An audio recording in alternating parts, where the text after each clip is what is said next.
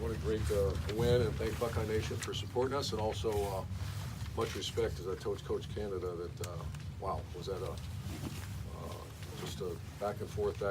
You obviously saw it, and so much respect for him and his staff and his players fighting like that, what they've been through, and I made that very clear, and very fortunate to get out of there with a win, and just a phenomenal effort on offense, on defense. You know, to give up those kind of yards is obviously very alarming, especially after I thought we had we heard this before, a great week of practice, but regardless, we won our 10th game. Get ready for our rival next.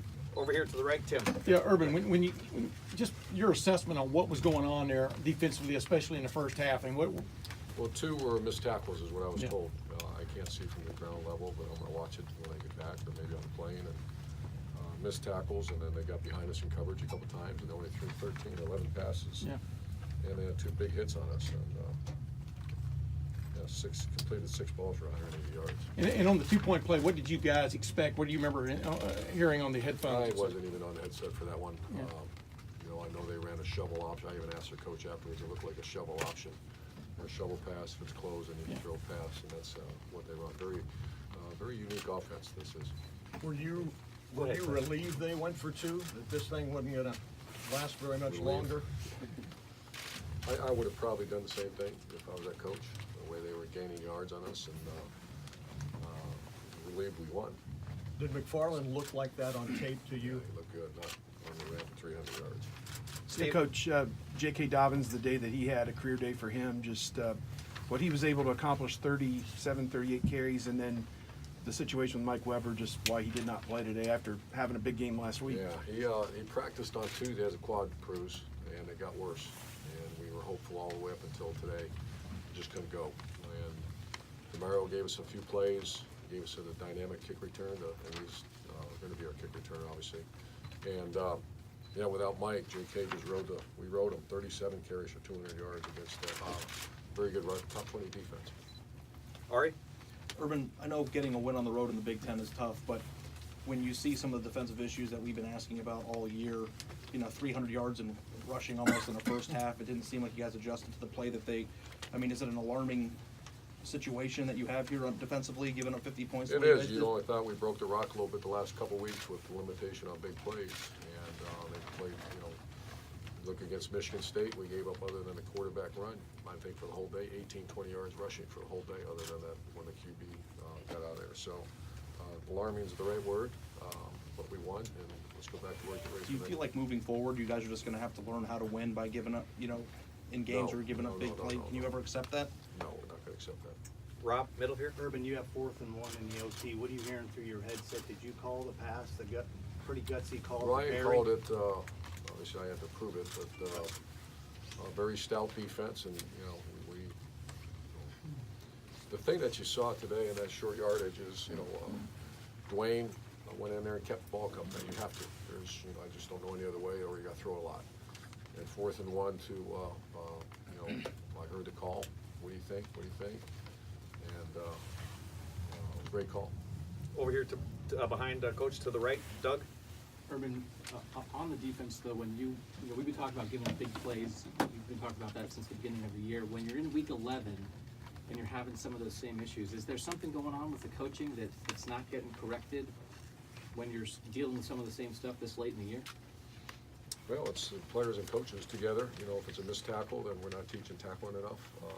If it's a scheme issue, then that's a coaching issue.